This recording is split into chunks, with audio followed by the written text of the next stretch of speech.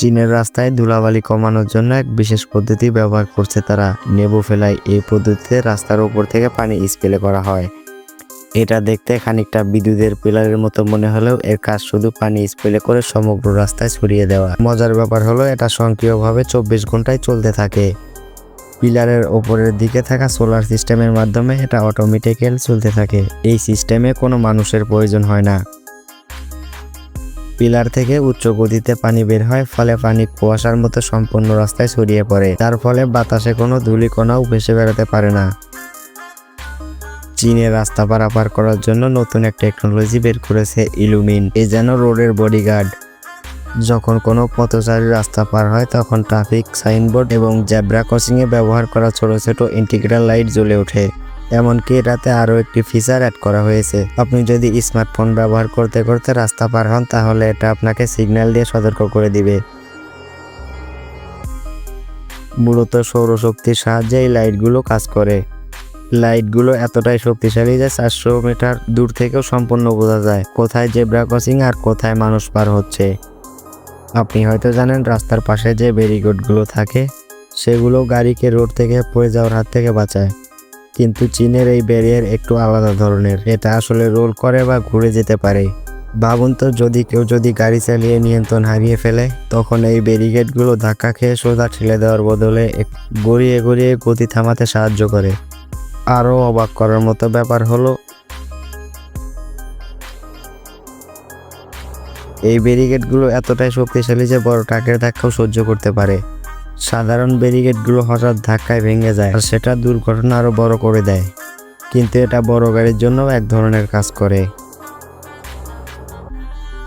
কানাডার রাস্তাঘাটে বরফে জমে যায়, গাড়ি চলাচল দূরের কথা, হাঁটাও যায় না ঠিক মতো।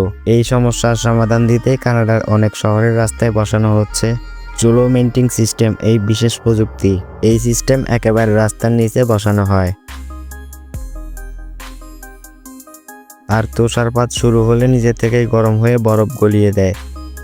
ফলে রাস্তা থাকে পরিষ্কার, শুকনা আর দুর্ঘটনার ঝুঁকি অনেক কমে যায়। এই প্রযুক্তি বিশেষ করে হাসপাতালের সামনে, জরুরি রাস্তা, ফুটপাতে এবং স্কুল কলেজের প্রবেশপথে বেশি ব্যবহার হচ্ছে। উচ্চ তাপেও এর কোনো ক্ষতি হয় না।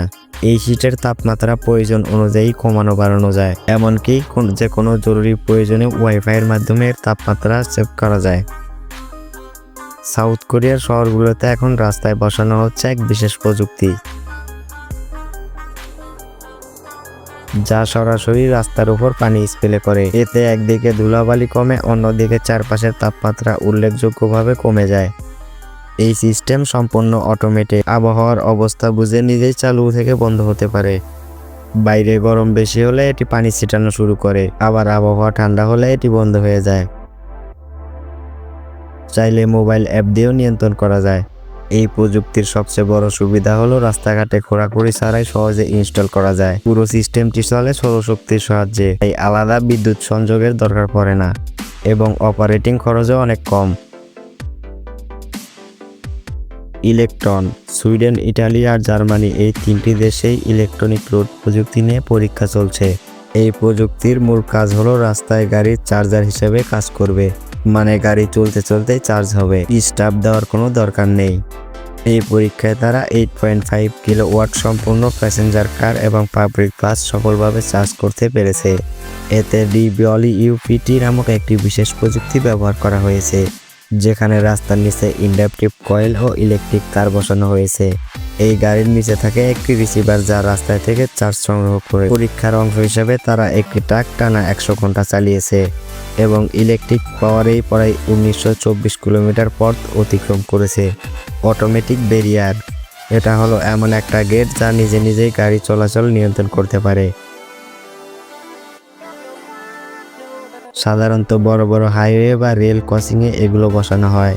এগুলো সেন্সর বা রিমোট কন্ট্রোলের মাধ্যমে নিজে থেকে খুলে বা বন্ধ হয়ে যায়, তাই মানুষকে বারবার হাত দিয়ে থামানোর ঝামেলা করতে হয় না। এটা মোবাইল অ্যাপ দিয়েও নিয়ন্ত্রণ করা যায়।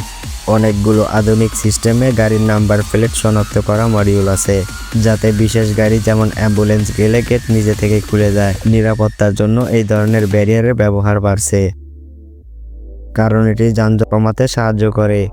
তবে সবথেকে মজার ব্যাপার হলো এগুলো এতটাই মজবুত করে বসানো হয়েছে যে এর ওপর দিয়ে 2 টন ওজনের ট্রাক চলে গেলেও কিছুই হবে না।